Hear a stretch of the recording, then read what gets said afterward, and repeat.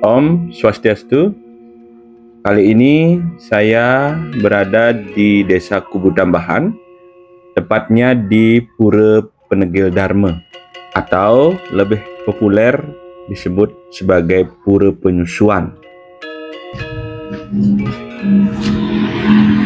Halo teman-teman, hari ini saya ada di Pura Penyusuhan, Pura Penegil Dharma, Desa Kubu Tambahan. Di belakang saya terlihat beberapa ukiran yang sangat khas gaya Bali Utara, di mana kita melihat beberapa ornamen-ornamen yang sangat ikonik bagi masyarakat Buleleng, khususnya ukiran Buleleng. Hari ini saya akan menelusuri pura ini, mudah-mudahan bisa bermanfaat untuk teman semua.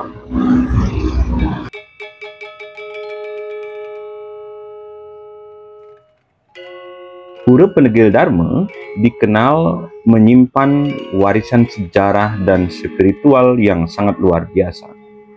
Pura ini juga dikenal sebagai saksi perjalanan peradaban Hindu Bali sejak awal hingga saat ini.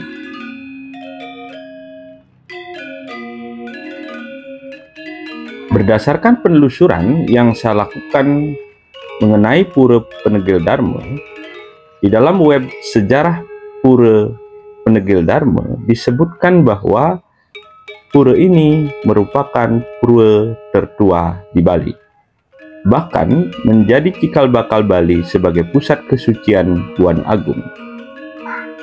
Berdasarkan catatan sejarah, Pura Penegil Dharma didirikan pada tahun 915 Masehi.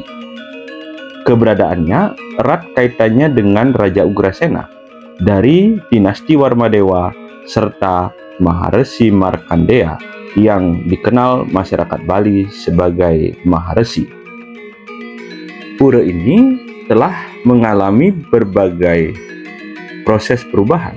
Bahkan terakhir pura ini dilakukan perbaikan sejak akhir Maret 2023 dan berakhir di Desember 2023.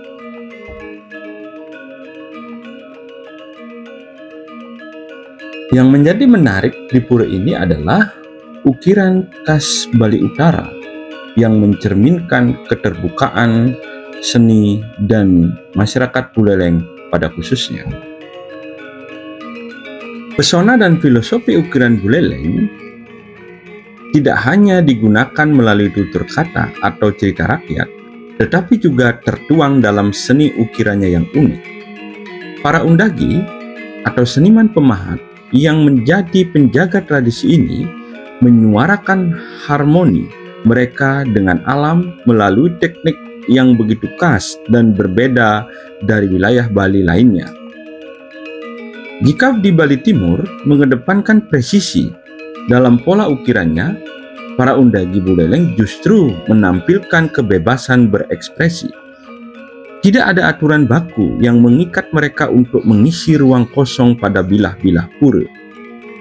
Imajinasi menjadi pedoman utama, sehingga ukiran mereka dipenuhi dengan objek yang beragam, mulai dari bentuk binatang, tumbuh-tumbuhan, hingga wujud-wujud imaji yang lahir dari alam pikiran mereka. Dominasi motif bun-bun atau tumbuhan menjalar saling bersilang menciptakan estetika yang begitu kompleks namun tetap selaras. Di antara semua itu hadir pula sosok-sosok astral sebagai penjaga spiritual, memperkuat aura sakral pura yang mereka hiasi. Terkadang mereka juga menampilkan cerita-cerita tantri yang mengesankan pada keindahan alam yang begitu luar biasa. Uniknya, dibandingkan menampilkan gajah seperti arsitektur Bali Timur, seniman Buleleng lebih memilih paksa atau representasi penjaga alam yang mistis. Hipotesis lain menyebutkan ketiadaan motif karang gajah dan ukiran Buleleng bisa jadi disebabkan minimnya pengaruh Majapahit di kawasan ini. Tradisi Majapahit memperkenalkan makara atau ornamen ikan berkepala gajah. tidak banyak meninggalkan jejak di Buleleng, terutama di desa seperti Kubu Tambahan yang telah eksis jauh sebelum migrasi Majapahit ke Bali. Kolaborasi di antara para undagi juga menarik untuk disimak. Dalam satu bidang ukiran, setiap seniman bisa menghadirkan imaji yang berbeda-beda, namun semuanya berpadu tanpa saling mengintervensi. Harmoni tercipta dari keberagaman, mencerminkan filosofi hidup masyarakat Buleleng yang menerima perbedaan dengan tangan terbuka. Teknik mengukir pun berevolusi. Jika sebelumnya menggunakan alat-alat kecil seperti pisau untuk membentuk ornamen dari pahan paras, kini mereka beralih ke teknik bias meleleh. Berbeda dengan bias meleleh yang menggunakan pasir pantai, seniman Buleleng memanfaatkan tanah dari desa Bungkulan. Material ini memberikan tekstur serupa dengan paras, namun memiliki keunggulan dalam proses pengeringan yang lebih cepat. Tantangannya, bahan ini harus dikerjakan dengan cepat sebelum mengeras, sehingga seringkali kerja kolektif diperlukan untuk memastikan penyelesaian ukiran sebelum matahari tenggelam.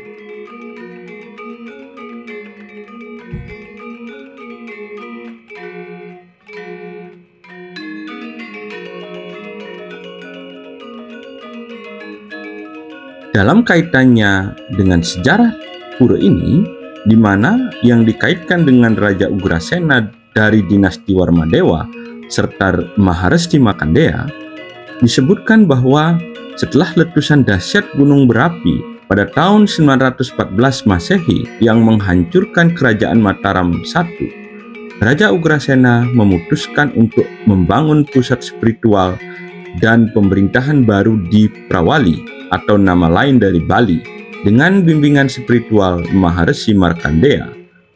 Mereka menemukan lokasi suci di tepi Danau Kawista, tempat yang kini dikenal sebagai wilayah desa Kubu Tambahan. Di Danau Kawista terdapat 118 mata air suci yang dipercaya sebagai sumber kehidupan dan spiritual bagi masyarakat.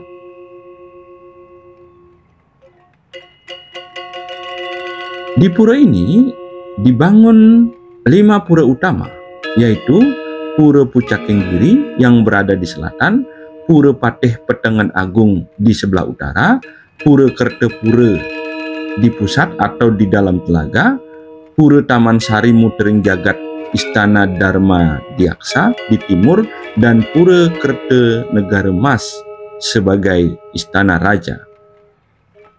Pusat ini dikelilingi 8 pura lainnya yang ada di kawasan desa Kubu Tambahan, termasuk Pura Negara Gambur Anglayang, Pura Dalam Puri, Pura Medui Karang yang melengkapi keagungan Pura Penegel Darbu.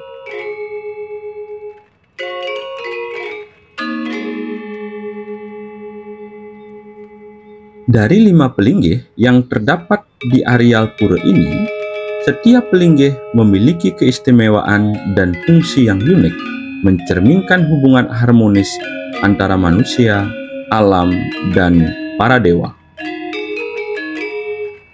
Paling utama adalah pelinggih Ratu Hyang Pingit. Tempat ini sebagai sarana memohon tirta sanjiwani atau air suci yang diyakini memiliki kekuatan luar biasa untuk memberikan kehidupan.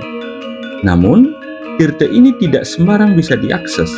Hanya mereka yang benar-benar tulus dan memenuhi syarat spiritual tertentu yang berhak mendapatkannya, sehingga menambah aura misteri dan kesakralan pelinggih ini.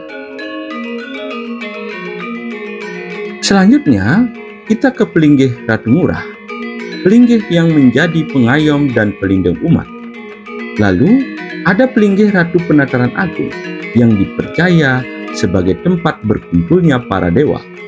Kehadirannya menjadikan pura ini tidak hanya menjadi tempat suci, tetapi juga ruang kosmik di mana kekuatan ilahi bertemu. Kemudian, Pelinggih Ratu Ayu Mutering Jagat hadir sebagai perwujudan Dewi Rejeki. Ia adalah simbol kemakmuran dan kesejahteraan, menjaga keseimbangan perekonomian umat.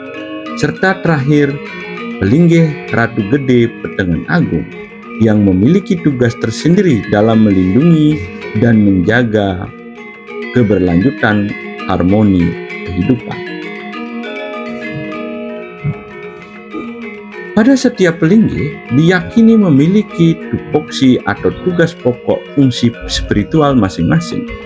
Namun, di antara semuanya, Ratu Hyang Pingit tetap menjadi paling istimewa dengan tugas mengeluarkan tirta sanjiwani yang bersifat pingit. Pelinggih ini menjadi simbol tertinggi pengharapan kedamaian bagi umat Hindu di Bali. Akhirnya, saya mengucapkan terima kasih sudah menyaksikan video ini dengan seksama. Di video selanjutnya, saya akan melanjutkan perjalanan spiritual di pura ini dengan konten melukat. Ada 7 pelinggih yang bisa kita lunasin pengelukatan sesuai dengan petunjuk juru mangku yang ada di sini. Jangan lupa untuk terus mengikuti channel ini karena masih banyak cerita-cerita dan pengalaman-pengalaman menarik yang akan saya bagikan. Sampai jumpa pada video berikutnya.